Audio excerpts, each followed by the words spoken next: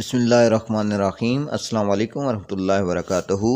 معین Urdu academy YouTube channel میں خوش آمدید۔ پچھلے لیکچر میں ہم نے نعت رسول مقبول صلی اللہ علیہ وسلم کے پہلے شعر کی تشریح کی تھی اور اس کے ساتھ شاعر کا تعارف مختصر طور پر کروایا گیا تھا اور ساتھ نعت کی قرأت بھی کی گئی تھی۔ اس لیکچر میں ہم شعر نمبر 2 اور 3 کی تشریح، مفہوم اور مشکل الفاظ کے معنی دیکھیں گے۔ چلیں بلا تمہید اپنے لیکچر کی طرف چلتے ہیں۔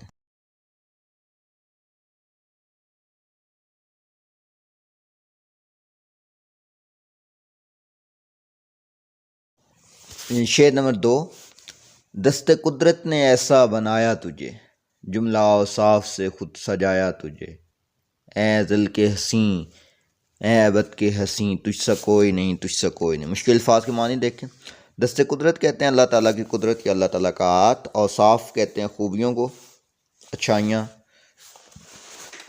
سجایا راستہ کیا، ازل کے حسین جو ہمیشہ سے خوبصورت ہیں، شروع سے خوبصورت ہے، ابد کے حسین جو ہمیشہ خوبصورت رہیں گے، مطلب کہ تا قیامت خوبصورت رہیں گے۔ اس کا مفہوم ہے اللہ تعالیٰ نے آپ صلی اللہ علیہ وسلم کو اپنے ہاتھوں سے ایسا خوبصورت بنایا ہے کہ تمام تر خوبیوں سے خود سجایا ہے ازل کے حسین اے ابد کے حسین، آپ صلی اللہ علیہ وسلم کے جیسا اس پوری کائنات میں کوئی بھی نہیں۔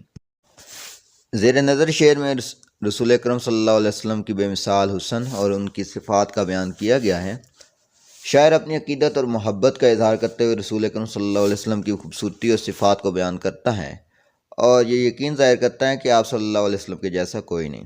پہلے مصرعے میں شاعر اللہ تعالیٰ کی قدرت کو بیان کرتا ہے کہ اس نے رسول اکرم صلی اللہ علیہ وسلم کو اپنی قدرت اپنے ہاتھوں سے تخلیق کیا۔ دست قدرت یعنی اللہ تعالیٰ کا ہاتھ جس نے نبی کریم صلی اللہ علیہ وسلم کو نہایت خوبصورتی اور کمالات سے بنایا۔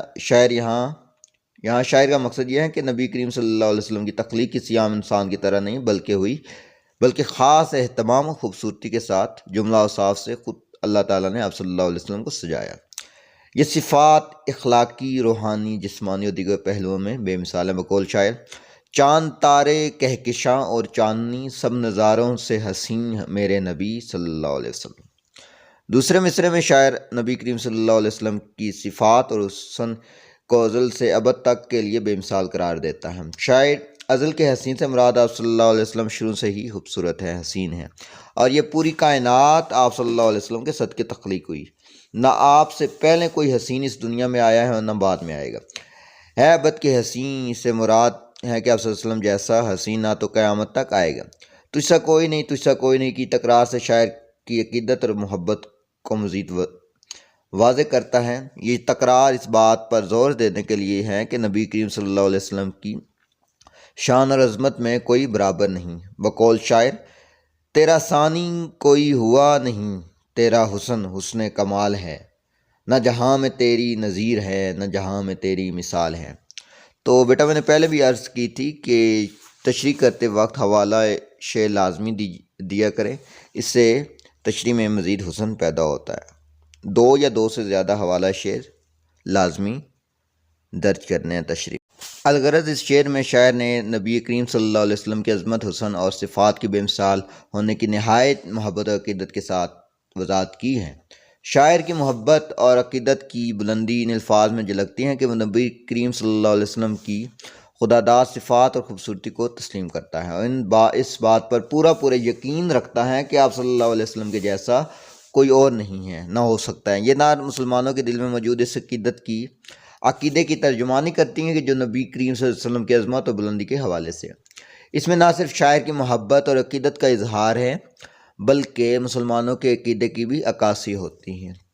نبی کریم صلی اللہ علیہ وسلم کی صفات اور حسن کو ازل اور ابد تک کے لیے بے مثال قرار دیا گیا ہے۔ اس بات کا ثبوت ہے کہ ان کی عظمت و شان ہمیشہ قائم رہے۔ بقول شاعر، جہاں دیکھو انہی کا تذکرہ ہے، جہاں دیکھو انہی کا تذکرہ ہے، عظیم الشان ہے شان محمد صلی اللہ علیہ وسلم۔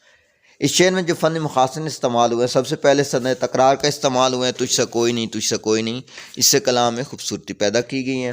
اس کے بعد سند تضاد کا استعمال ہوا ہے۔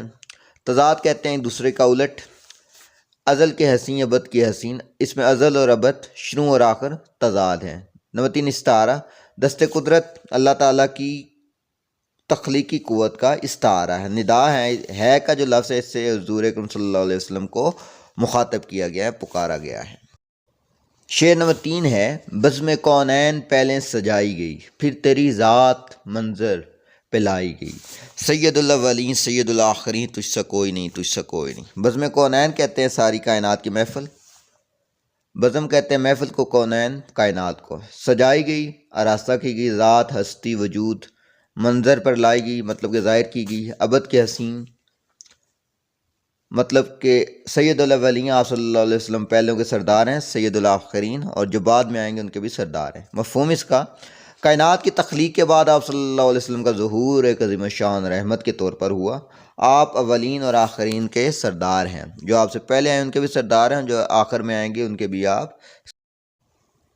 اس شعر میں رسول اکرم صلی اللہ علیہ وسلم کی شان اور عظمت کو بیان کیا گیا ہے۔ شاعر اپنی محبت اور عقیدت کا اظہار کرتے ہوئے بیان کرتے ہیں کہ کائنات کی محفل پہلے سجائے گی، پھر آپ صلی اللہ علیہ وسلم کی ذات منظر پہ لائے گی۔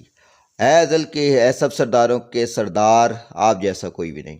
یہ شعر نبی کریم صلی اللہ علیہ وسلم کی بلند مقامی اور عظیم شان رتبے کی عکاسی کرتا ہے۔ پہلے مصرعے میں شاعر کائنات کی تخلیق اور اس کے بزم کو سجانے کا ذکر کرتا ہے۔ شاعر کہتا ہے کہ پہلے اللہ تعالیٰ نے اس کائنات کو تخلیق کیا، اسے خوبصورت اور مکمل بنایا، جیسے کسی خاص مہمان کی آمد سے قبل محفل کو سجایا جاتا ہے۔ پہلے سجائی گئی کا مطلب ہے کہ پہلے کائنات کو اللہ تعالیٰ نے سجایا، پھر آپ صلی اللہ علیہ وسلم کی ذات کو منظر پر لایا گیا، یعنی یہ ساری کائنات آپ صلی اللہ علیہ وسلم کے صدقے وجود میں آئی۔ پہلے نہ آپ صلی اللہ علیہ وسلم نہ ہوتے تو خدا اپنی خدائی کو ظاہر نہ کرتا۔ پہلے اس کائنات کو سجایا گیا، پھر آپ کا ظہور ہوا، آپ کی آمد سے قبل اس بزم کی سجاوٹ مکمل کی گئی، یہ اپنے حسن و جمال کی کمال تک پہنچ گیا۔ بقول شاعر، لا مکان تک اجالا ہے جس کا وہ ہے، ہر مکان کا اجالا ہمارا نبی صلی اللہ علیہ وسلم۔ دوسرے مصرعے میں شاعر نبی کریم صلی اللہ علیہ وسلم کی عظمت اور ان کے بلند مقام کو بیان کرتا ہے کہ آپ صلی اللہ علیہ وسلم اپنے سے پہلے آنے والوں میں اعلیٰ فضیلت رکھتے تھے اور بعد میں بھی آنے والوں میں رکھتے ہیں۔ آپ اولین و آخرین کے سردار بن کر آئے۔ آپ صلی اللہ علیہ وسلم تمام نبیوں اور رسولوں میں حالانکہ تمام انسانوں کے سردار ہیں۔ تجھ سا کوئی نہیں کی تکرار سے کلام میں مزید حسن پیدا ہوا ہے۔ اس بات کا ثبوت ہے کہ آپ صلی اللہ علیہ وسلم کے جیسا کوئی نہیں۔ بقول شاعر، عرش پر دوم ہے یہ سب کو معلوم ہے، شاہ ابرار کا کوئی ثانی نہیں صلی اللہ علیہ وسلم۔ تو بیٹا میں دوبارہ عرض کر رہا ہوں، تشریح کرتے وقت حوالہ شعر لازمی درج کیجیے گا۔ الغرض، اس شعر میں شاعر نبی کریم صلی اللہ علیہ وسلم کی عظمت، شان اور بلند مقام کو نہایت محبت اور عقیدت سے بیان کرتا ہے۔ اس میں نبی کریم صلی اللہ علیہ وسلم کے حسن و جمال کی تکمیل کا باعث قرار دیا گیا ہے کہ آپ صلی اللہ علیہ وسلم جو ہے، آپ صلی اللہ علیہ وسلم کی جو ولادت ہے، تخلیق ہے، یہ کائنات کی تخلیق ہے، یہ پوری کائنات آپ صلی اللہ علیہ وسلم کے صدقے وجود میں آئی۔